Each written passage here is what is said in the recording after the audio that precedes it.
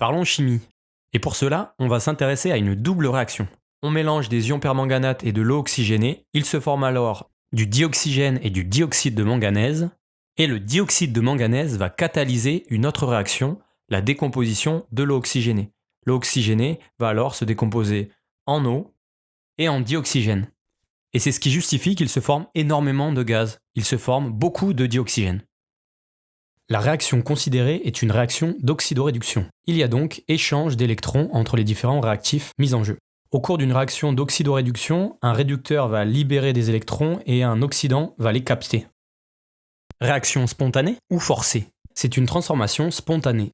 En effet, le quotient de réaction initiale est inférieur à la constante de réaction. C'est une réaction qui se produit naturellement. Est-ce une réaction totale ou non totale? C'est une réaction totale car XF est égal à Xmax, et on pourrait s'en persuader en calculant la constante de réaction qui serait bien supérieure à 10 puissance 4.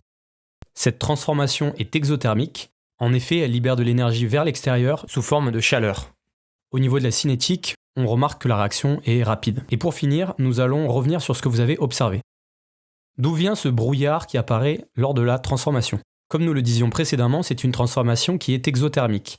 La chaleur libérée va permettre à l'eau de se vaporiser, elle va être sous forme de gaz. Ensuite, elle s'élève dans l'air et elle refroidit. L'eau va donc se liquéfier et on va voir apparaître ce nuage, ce brouillard, qui est constitué de petites gouttelettes d'eau liquide en suspension. On surnomme souvent cette transformation la lampe du génie, et je trouve que c'est un surnom qui lui va bien. Si cette vidéo vous a plu, n'hésitez pas à le dire dans les commentaires. À bientôt!